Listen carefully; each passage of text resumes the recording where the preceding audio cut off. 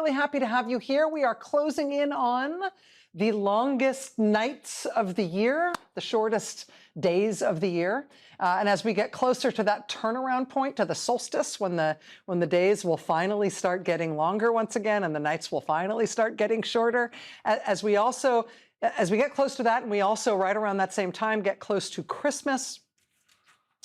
One thing that a lot of churches do around this time of year is something that is called Blue Christmas. I'll have a blue Christmas.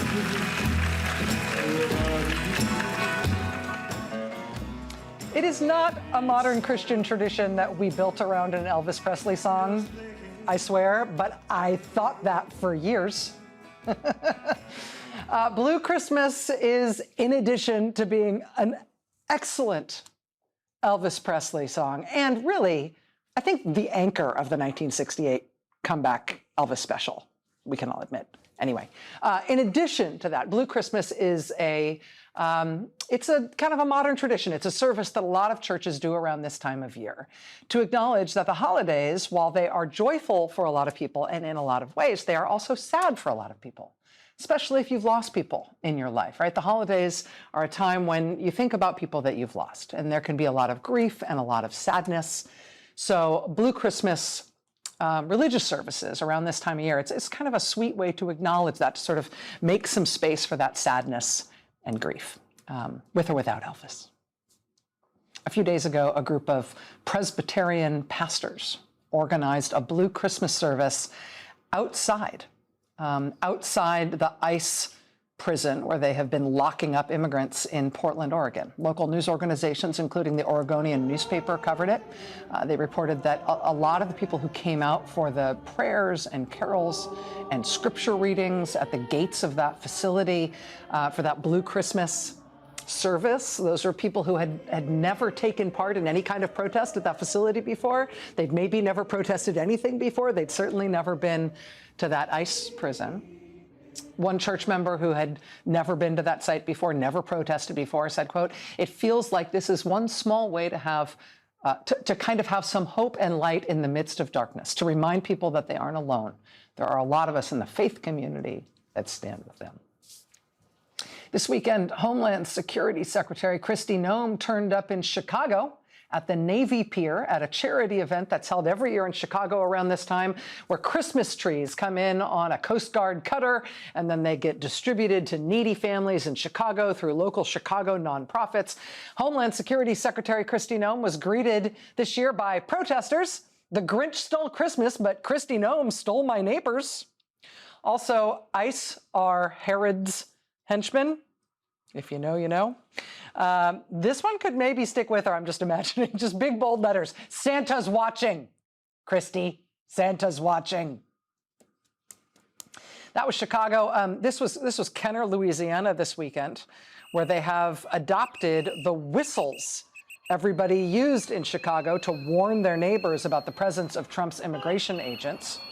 With Trump's agents now operating in places like Kenner, Louisiana. We've seen a whole bunch of Louisiana protests over the last few days, including this loud one in Kenner. Also protests at the Federal Building in New Orleans. We also saw anti-ICE, anti-Trump protesters dragged out of the New Orleans City Council meeting a few days ago. Those protesters were demanding no collaboration with ICE from their local leaders in the city of New Orleans. Trump's immigration agents also are making a big show of force in Minnesota right now. These are workers at the Minneapolis-St. Paul airport protesting in the bitter Minnesota cold against deportation flights that are being flown out of the airport where they work. This weekend, New Yorkers rallied for this 6-year-old boy who Trump's immigration agents took away from his father. They arrested and locked up the father, who's an immigrant from China, and then they took his 6-year-old son away from him and locked the boy up separately from where they locked up the father, 2 different facilities. This little 6-year-old boy is enrolled in school in Queens, New York. In Queens, New York this weekend, people rallied in support of him to demand that he and his dad be reunited and to demand that they be set free. This weekend, more than 1,200 New Yorkers underwent very practical training on how to safely observe and safely protest and safely try to protect their neighbors from Trump's immigration agents in anticipation that Trump's going to try some big New York operation sometime soon. There's huge training events in multiple parts of New York City this weekend just to train regular people how to respond, how to try to protect their immigrant neighbors if and when Trump's attack on New York comes. The mayor-elect of New York City is, of course, Zohran Mamdani. He gets sworn in on New Year's Day. But even in advance of Mayor-elect Mamdani's first day on the job as mayor, look at this that he just put out. It's about 90 seconds long. Watch this.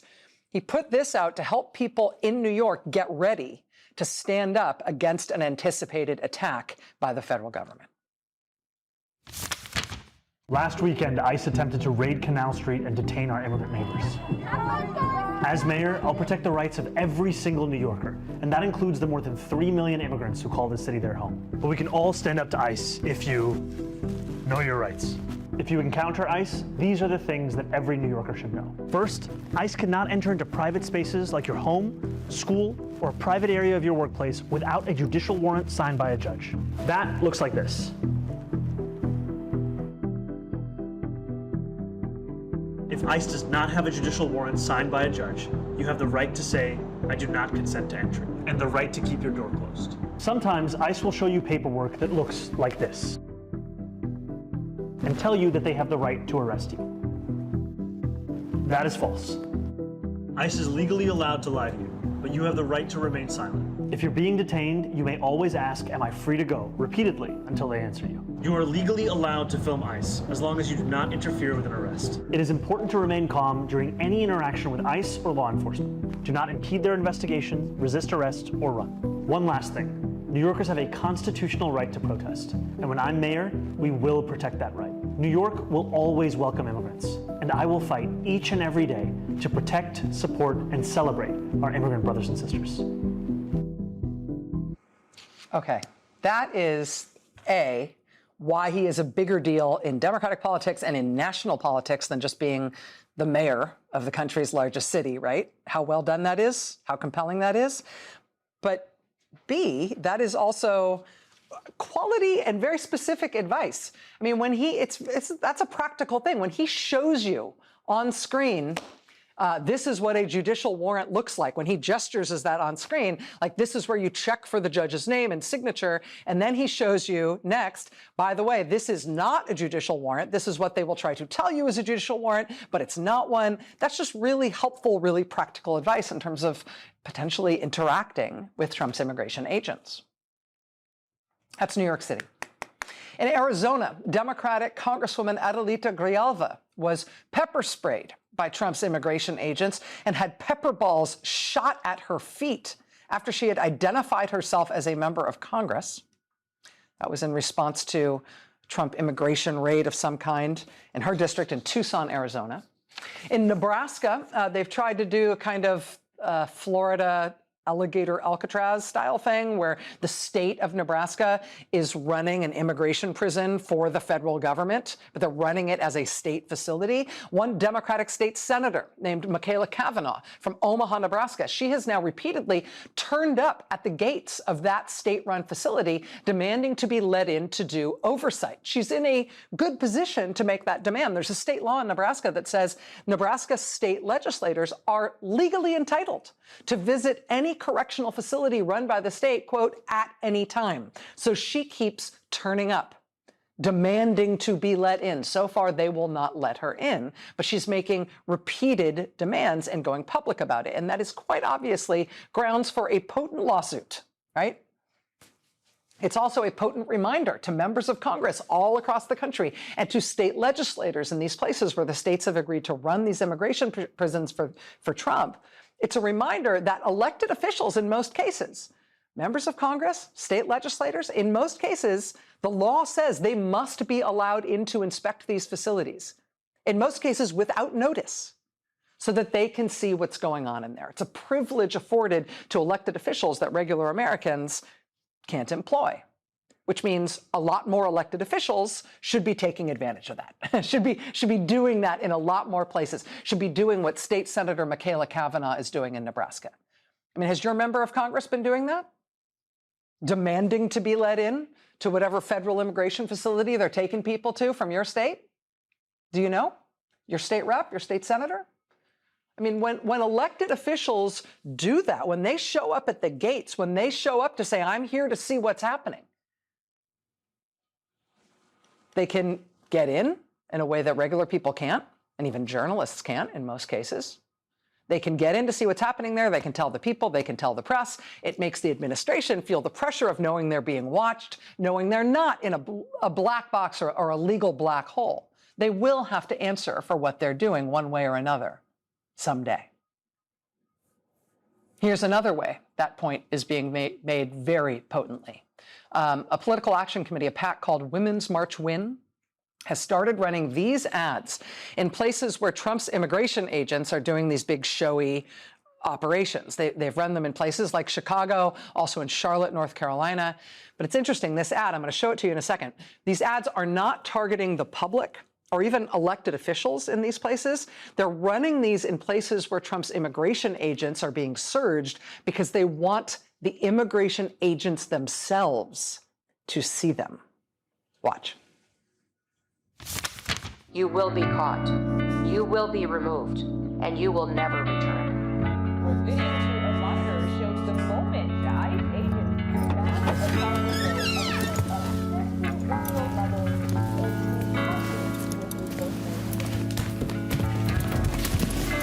Daddy, how's your day?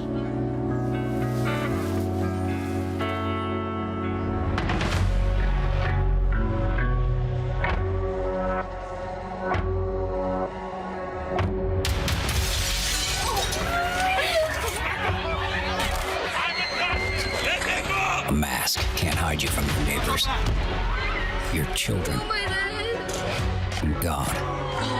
They'll know. You can walk away before the shame follows you home. Daddy, how's your day? I mentioned those ads are running in places where Trump's immigration agents are being deployed in large numbers, places like Chicago and Charlotte, North Carolina. They've also run those ads on TV in West Palm Beach, Florida. I guess on the unlikely chance that somebody with an itchy conscience might be watching there as well. Recently here on the show, we reported on a scrappy, beautiful little community on the coast of Oregon, a town called Newport, Oregon, which is a Dungeness crab fishing town.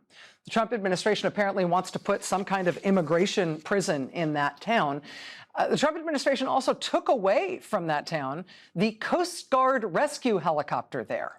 There'd been a Coast Guard rescue helicopter stationed in Newport, Oregon, because of the Dungeness crab fleet, because of the extremely risky, extremely dangerous work of that fishing fleet there.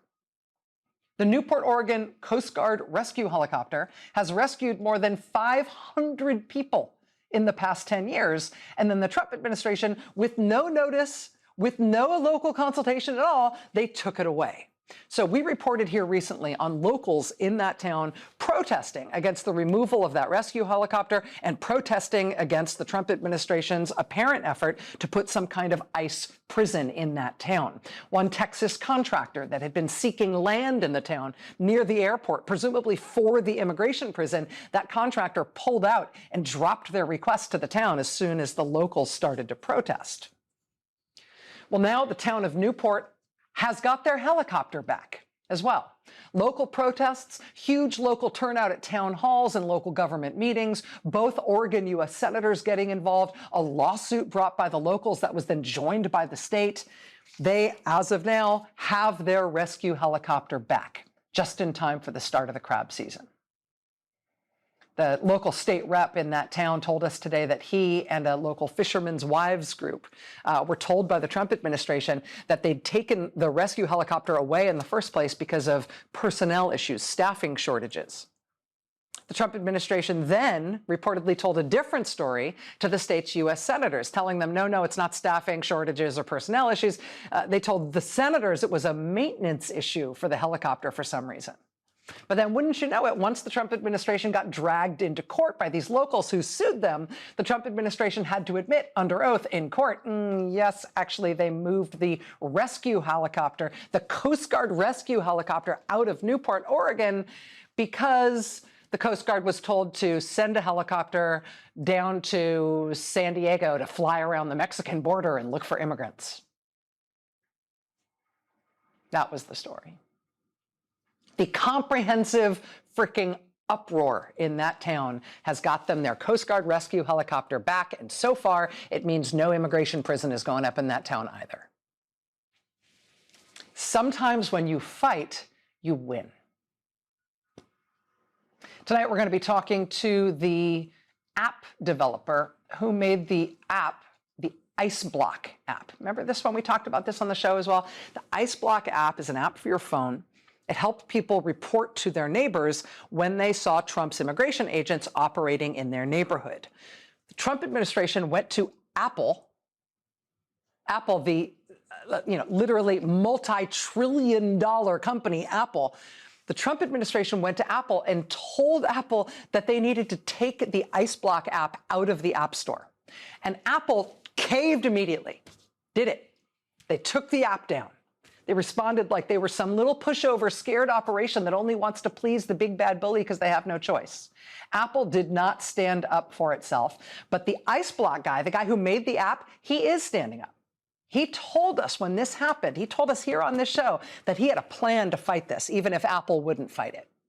Well, now today he has put that plan into place. He has put that plan into effect. He's going to join us live here tonight. You are going to want to see that. Tonight, we're also going to talk with a former director of the CDC, the Centers for Disease Control and Prevention. He's sounding the alarm that with the Trump administration having now pretty well decimated the CDC and really broken what is supposed to be our public health safety net as a country, he is sounding the alarm that we're going to need to approach those challenges some other way, that we're going to need to do something else as a country to make up for what is now a broken, decimated, ruined CDC. Because sometimes you fight to protect someone or protect something. Sometimes you have to fight to build something new, to take the place of part of our government, part of our country that these guys have destroyed. The Trump administration right now seems to be at a weak ebb. They at least seem to be flailing in all sorts of interesting ways. Today, you might have seen Alina Habba had to resign. Trump has appointed a bunch of more or less wildly unqualified U.S. attorneys, top federal prosecutors in multiple states. These are people who are such insanely inappropriate choices for these jobs. They apparently can't be confirmed even by the same Senate that confirmed Pete Hegseth. Like, that's so low a bar, you can't limbo under it if you had 3 sets of knees. I mean, Trump has nevertheless tried to keep these wildly, wildly unqualified U.S. attorney picks in these jobs beyond the limits of the law, because they can't stay there indefinitely if they can't be confirmed by the Senate. Multiple courts have now told Trump that he can't do that, that these people are not serving legally. Today, after stomping and huffing about it for a while today, Alina Habba in New Jersey had to resign as U.S. attorney. The others who were appointed in circumstances similar to hers will likely have to resign as well. It's just a matter of when. One of the things Trump has used these bogus U.S. attorneys to do, particularly in the Eastern District of Virginia, is he's used these folks to bring federal charges against people he sees as his political enemies. Like, for example, New York State Attorney General Tish James, who Trump demanded should be charged with mortgage fraud for the way she filled out her mortgage paperwork. Remember that? Well, not only was that indictment against Tish James thrown out because Trump didn't properly appoint the U.S. attorney who brought that case, then a few days ago, Trump's Justice Department tried to bring the indictment against Tish James all over again under a new prosecutor. A grand jury told them to take a hike, refused to indict Tish James when they went back to a grand jury and asked them to do it again.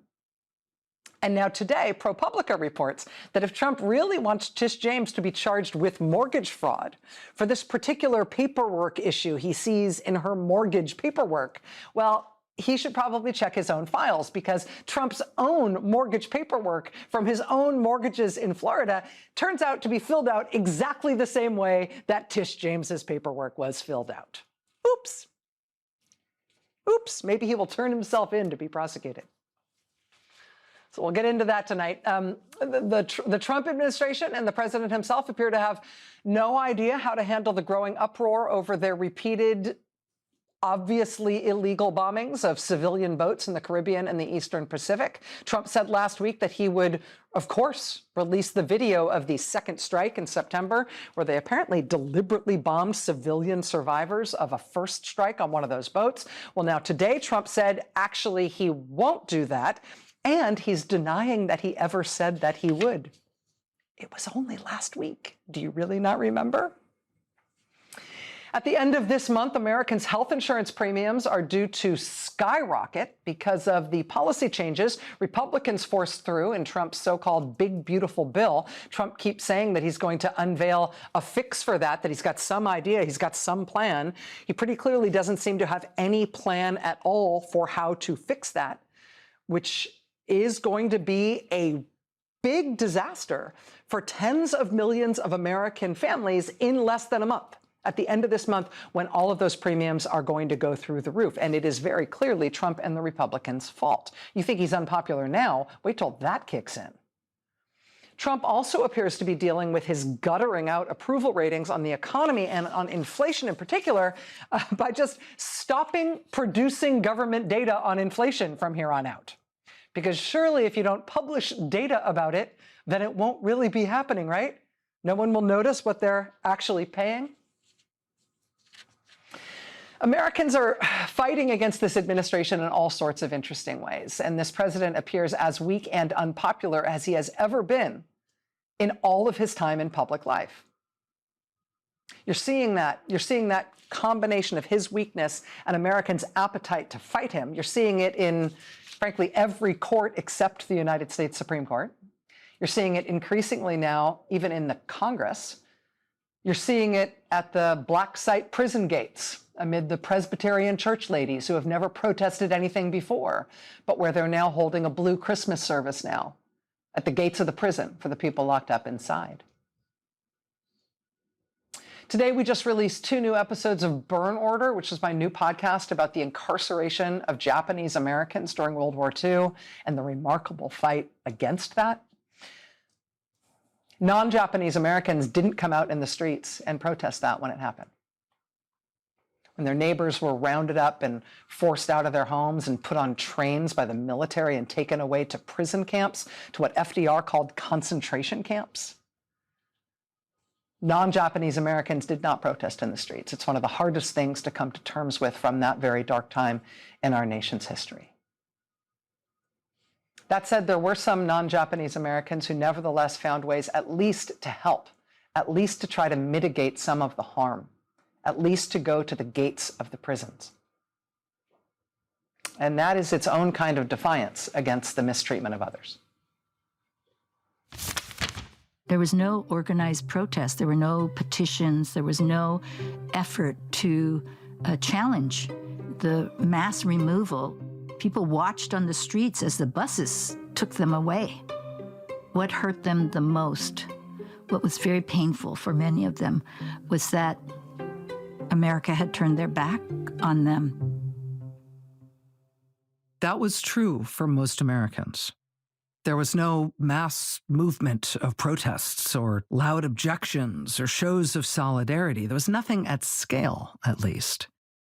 But that meant that the people who did stand up, the people who did take individual action alone, that took a very special kind of person, including precisely one elected official, one unbending politician who stood quite alone when he put his career on the line to say no, to refuse to do it. And in so doing, he changed the lives of thousands of Americans who were otherwise being betrayed by their own country. So that's from Burn Order. My new podcast, episodes 1 through 4, are out right now. They're free to listen on any podcast app. The final 2 episodes will come out next week. Times like this, I firmly believe that history is here to help. We've got a lot to get to tonight. Stay with us. I got to do something really fun recently. I went to one of the greatest cities in the world, city of Chicago. I did a live event in Chicago at the Harris Theater, right on the edge of Millennium Park. I got to speak with some of the really impressive, creative, resourceful leaders in Chicago, people who led the defense of that city when the Trump administration's masked, indisciplined, pseudo-military immigration agents mounted their weeks-long attack on that city. In Chicago, I also got to sit down with the legendary historian Tim Snyder. His book On Tyranny is a pocket-sized and now ubiquitous guidebook to what individual people can do to stand up against and try to undermine authoritarianism. Chicago has been providing a sort of master class on that this first year of Trump 2.0. So if you were there in Chicago, it was great to see you. Thank you. Thank you so much for coming. Chicago, you don't disappoint. It was such an amazing, amazing night. That said, if you were not there, and statistically speaking, if you're within the sound of my voice right now, you probably weren't. I am pleased to tell you that you'll be able to watch that event here on MS Now this Friday, 9 p.m. Eastern. It was kind of an amazing night in Chicago. We filmed it, so we're going to show it here, 9 o'clock Friday this week. And I will tell you, one of the things that really stuck with me from that night was that Professor Snyder said at one point in our discussion that he is less worried about there ultimately being a coast-to-coast, totally autocratic Trump dictatorship that controls everything in the entire United States of America. He's less worried about that prospect than he is that what Trump is doing to the country might pressure us and damage us in such a way that the United States of America breaks up. Because Trump is not just consolidating his power over the US government, he's also simultaneously really breaking the government and breaking the country in as many ways as he can. If the federal government is broken, if Trump effectively destroys most important parts of the US government, if that means in the very short term that Americans are losing data and infrastructure and services that the federal government alone provides, well, one of the things that's going to happen in the relatively short term is that Americans are going to start organizing alternative structures to provide those things some way other than through the federal government. Take, for example, the CDC. For decades, the CDC has been the gold standard of science and health data, not just for this country, but for the world. Not now. You've heard by now that a CDC advisory panel appointed by RFK Jr. Voted a few days ago to roll back longstanding recommendations about vaccinating babies for hepatitis B. RFK Jr.'s Star Wars bar scene hand-picked advisory panel voted to get rid of that recommendation, even though that kind of vaccination is credited with virtually eliminating Hep B among newborns in the United States and saving all the lives attendant in that.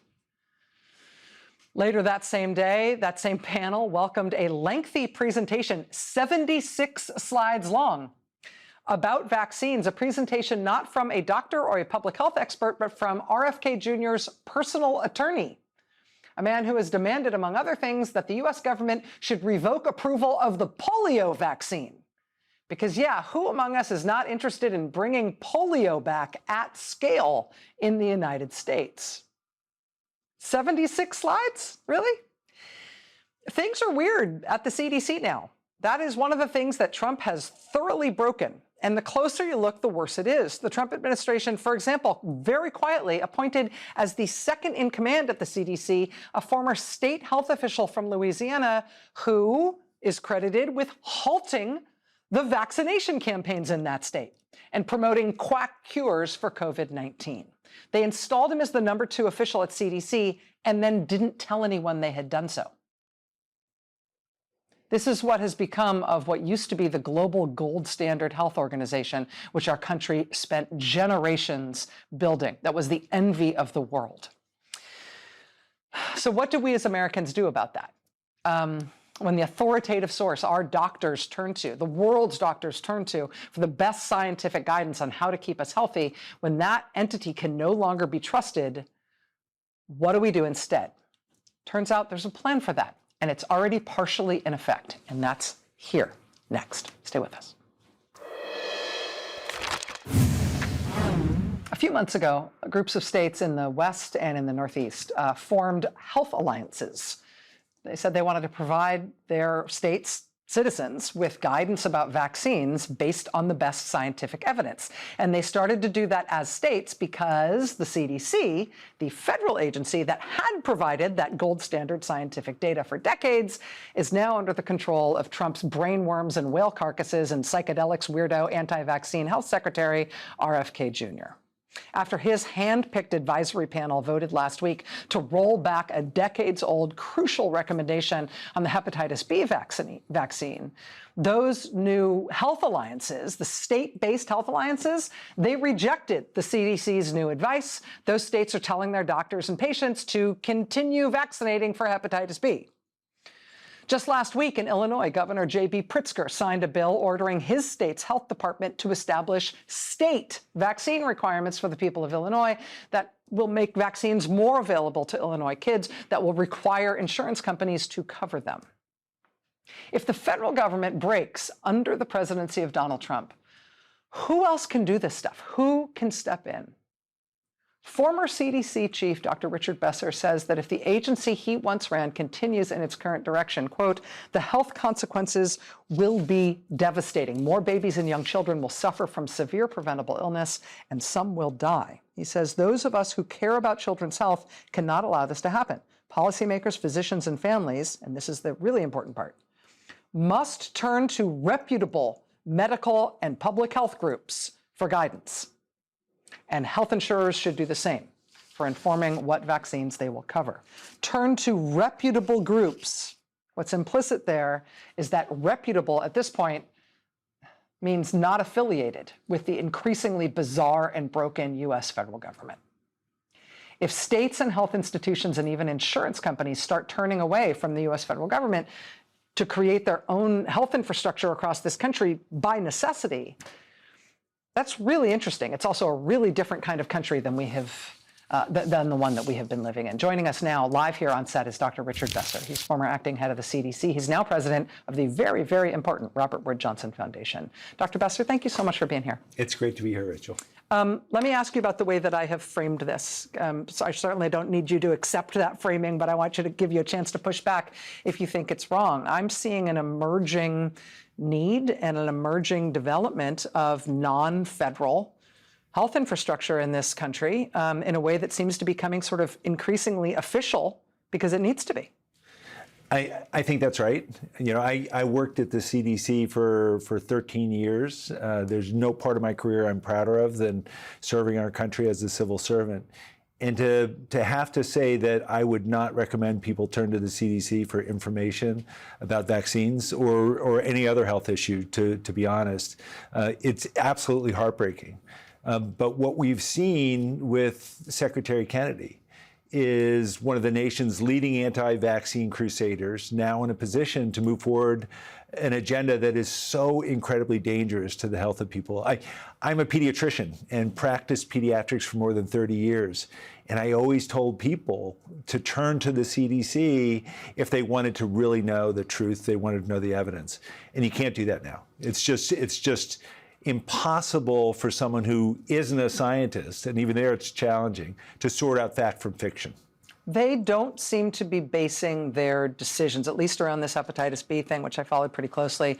They don't seem to be basing it on published data, on peer-reviewed, published of data that other people can review to assess the soundness of their decision. That alone, just as a process, seems like, you know, alchemy compared to chemistry. It just, Is there any precedent for that at CDC? Have mistakes of this type been made at CDC before? No, I mean, there's an intentionality around it. So the presentations that were made at the meetings last week to reach that conclusion were done by people who are anti-vaccine advocates. You know, the traditional way this is done is that CDC scientists who are experts in their field will present the evidence, the benefits from vaccines, the potential harms from vaccines, the information about the disease you're looking to prevent. And then there would be a really robust debate and discussion around what to do, what's the best policy. But here you have a public health strategy around hepatitis B that was working. You know, it had been changed in 1991 because while we'd reduced hepatitis B, we hadn't knocked it out of the park. And so they said, let's vaccinate newborns so that all of those kids who were getting infected when they're really young wouldn't get infected. And so by the time they were adults, they wouldn't develop liver failure, they wouldn't develop cancer. And it worked perfectly. A vaccine that was safe, that was effective, it worked. And here you have an administration that's saying, well, I don't think kids should get this vaccine. And it's like, why? Well, can you tell me that no one has ever been harmed by this? Well, science can't answer the question of never. You can't prove a never. You know, Paul Offit, who's a vaccine expert, says it's like saying, can you tell me a chicken McNugget has never caused harm? It's like, no, it's not the way it works. And so here you have an administration that is looking to take out the whole child vaccine schedule. And they're on the path to do that. Hepatitis B is just the start. And they came in with that agenda, and they very effectively put forward this nonsense that we can no longer support and endorse. And so you cannot look to the CDC for the information. You have to look to these other sources. And those other sources are going to include states, and they're going to include medical associations. Yeah, I mean, the Academy of Pediatrics is a great place to turn. But the first place people should turn is to their own doctor, their nurse practitioner, their pharmacist, someone they trust who can help sort through this information. Dr. Richard Besser, president of the Robert Wood Johnson Foundation, former CDC director. Sir, thank you for being here. It's really good to have you here. Thanks so much. All right, we'll be right back. Stay with us. It's called IceBlock. It's an app for your phone. You know how there's apps you use when you're driving, and on the app it tells you if there's a speed trap coming up? They get that speed trap information from other people using that app and reporting that the speed trap is there. Once you find out that it's there, you can make of that what you will. You can use that information however you see fit as you drive down the road. IceBlock does something very similar to that, but instead of speed cameras, it's for ICE activity, for immigration agents. Maybe you want to avoid areas where they are operating for whatever reason. Maybe you just don't like tear gas or whistles. IceBlock was created by a software developer in Texas named Joshua Aaron. Naturally, the Trump administration has gone on the warpath against this thing. First, they tried to scare people out of using it. Attorney General Pam Bondi said they were looking at the app and said they were looking at Joshua Aaron and that he better, quote, watch out. White House Press Secretary Caroline Leavitt actually attacked reporters for covering the app as news. That backfired. Quote, IceBlock climbs to top of the App Store charts after officials slam it. Rather than burying this thing, the Trump administration inadvertently spurred hundreds of thousands of Americans to download the app. After that own goal, the administration tried something else. They had tried pressuring the app's creator, Mr. Aaron. They had tried pressuring reporters. The new strategy was to pressure Apple to take the IceBlock app out of the App Store for Apple iPhones. In October, Apple did that, removed IceBlock and other apps like it. Apple said the decision was based on information we've received from law enforcement. But you know what? It's not clear this new strategy is working out all that well either. This was outside an Apple store in Portland, Oregon on Black Friday. People dressed up in Santa hats and frog costumes, protesting Apple specifically over the company's decision to block IceBlock from the App Store. And then today, this. Software developer Joshua Aaron is now suing the Trump administration, suing Pam Bondi and Homeland Security Secretary Kristi Noem and a slew of other Trump officials for violating his First Amendment rights to free speech. Lawsuit says the Bill of Rights, including the First Amendment, was crafted precisely to safeguard the people's ability to question authority, expose governmental abuse, and hold public officials accountable, a reflection of the founders' belief that an informed and vocal citizenry is the ultimate guardian of liberty. Mr. Aaron's creation, distribution, and promotion of IceBlock is plainly lawful and protected by the First Amendment. Attorneys for Mr. Aaron filing that suit today on his behalf in federal court in D.C. Attorneys, I should tell you, who are very well-regarded attorneys, who are considered to be very serious litigators. This lawsuit is a big deal. We reached out to Apple today for any comment the company might have. We haven't heard back. But we do have with us tonight the creator of IceBlock himself, Joshua Aaron. Mr. Aaron, thank you very much for coming back. It's nice to see you. Thank you so much for having me back, Rachel. Why did you decide to file this lawsuit? Well, I think you summed it up beautifully in your intro. I decided to file this lawsuit because this administration violated our First Amendment rights. You know, in 1963, there's a Supreme Court case, Bantam Books v. Sullivan, and they defined jawboning as unconstitutional governmental censorship to suppress speech. I think I got that right. But basically what it did was it established jawboning as a direct violation of the First Amendment. So, you know, this is basically exactly what AG Bondi and the Trump administration did to us. And it's really interesting because I know that you love history, I love history, and it reminds me of one of my favorite Ben Franklin quotes, because when he was asked what kind of government the delegates had created, his answer was a republic if you can keep it. Basically saying that our democratic republic is not guaranteed and instead requires an active and informed citizenry. And a lesson we should all take from that is that when we see the government doing something wrong, it is our duty as citizens to hold them accountable. And that's exactly what we're doing here. I saw that quote from the statement from your lead counsel, Deirdre Von Dornum, who said, if we allow community sharing of information to be silenced, our democracy will fail. And it was exactly that point that you were just making that made me think of that. Let me ask you, what's the current status of the app? Are there platforms on which people can still get it, can still use it? Is there a web-based version available, for example? Yes, it's a great question. There isn't a web-based version available. However, anybody who has it installed can still use it just as they always have before, and we encourage them to do so. The big difference when it was removed is that nobody can download it again. And funny enough, even myself, the creator, got a new phone and I don't have it on my phone because it is just not available anymore.